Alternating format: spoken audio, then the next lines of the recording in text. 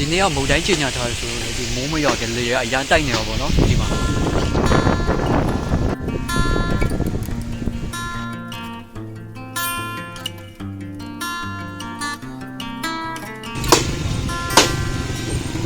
ခုမိုးလဲလာတော့မယ်ဆိုတော့ဒီ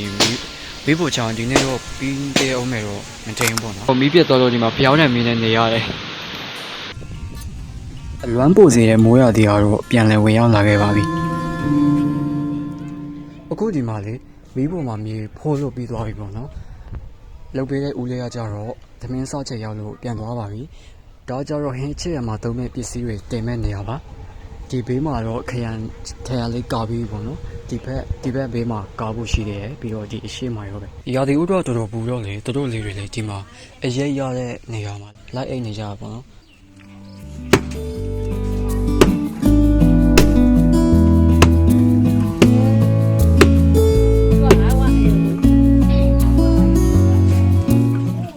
ကျွန်တော်တို့တောနယ်တွေမှာမိဖို့ချောင်းတွေကိုအခုလိုမျိုးအပြင်မှာထားလေးရှိပါတယ်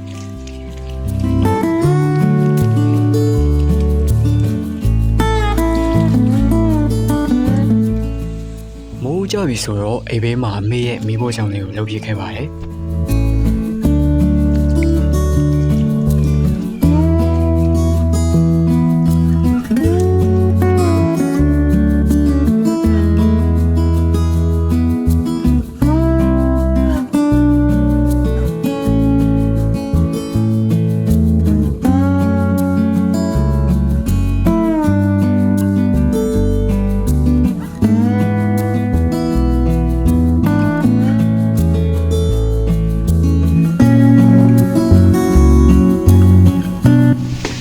မုတ်တိုင်းကျညာထားဆိုဒီမိုးမရောက်ကလေရအရန်တိုက်နေတော့ဗောနော်ဒီမှာ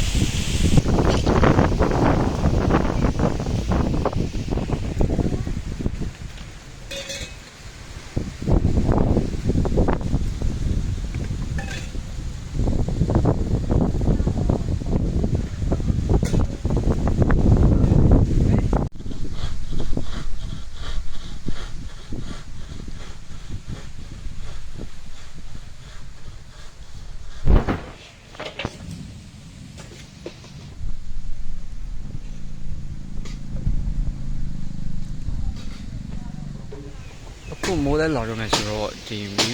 မီးဖို့ချောင်းဒီနေ့တော့ပြီးသေးအောင်မယ်တော့မတင်ဘူးပေါ့နော်နောက်နေ့အထိလောက်ရောက်နေတယ်တချမ်းတော့ကာလို့ပြီးတော့ပေါ့နော်ဒီဘက်နှစ်ဖက်လည်းနှစ်ခုကျန်သေးတယ်ဒီနေရာနဲ့ဒီအပေးနဲ့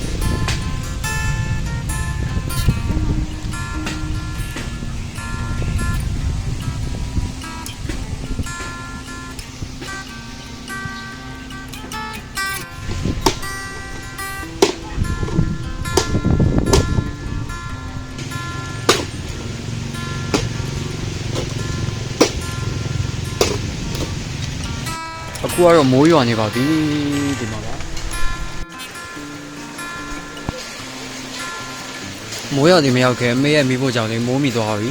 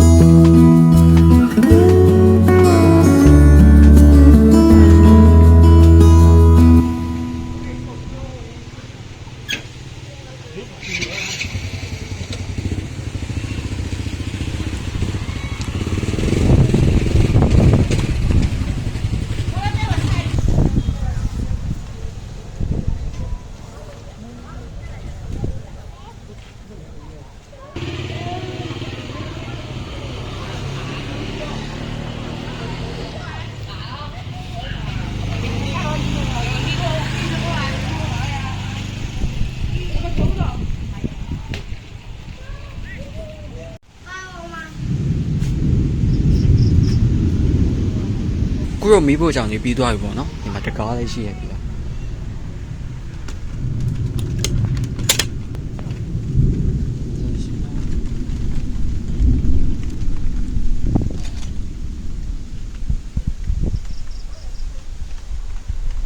အခုနားမှပဲရေချိုးလို့ပြီးတာ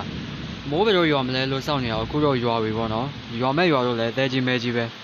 မိုးရွာတော့မီးပြတ်သွားလို့ဒီမှာဖျောင်းနဲ့မီးနဲ့နေရတယ်ငငယ်တော့လည်းလေမီးမရှိတဲ့အချိန်တွေတတိယမိရသေးလားအခုလိုမိုးရသည်နဲ့ဆိုရင်တော်တော်ပုံမှ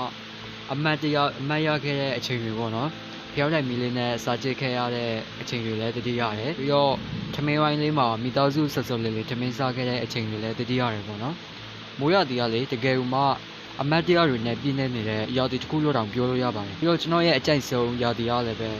မိုးရာသီပေါ့နော်ပြီးတော့လေအခုကမိုးတွေအရန်သဲတယ်ဒီလားဘာလို့လဲဆိုတော့လေတခြားနေရာမှာမုတ်တိုင်းကျင်ညာထားတယ်ဆိုတော့အခုကျွန်တော်တို့နေတဲ့ဘက်ကိုလေမုတ်တိုင်းဖျားခတ်ပြီးတော့မိုးသက်လေတွေကြာနေရပေါ့နော်ပြီးတော့နောက်တစ်ခုရှိသေးတယ်မိုးရွာပြီဆိုရင်လေအဲ့လိုအရာကောင်းလာသေးလား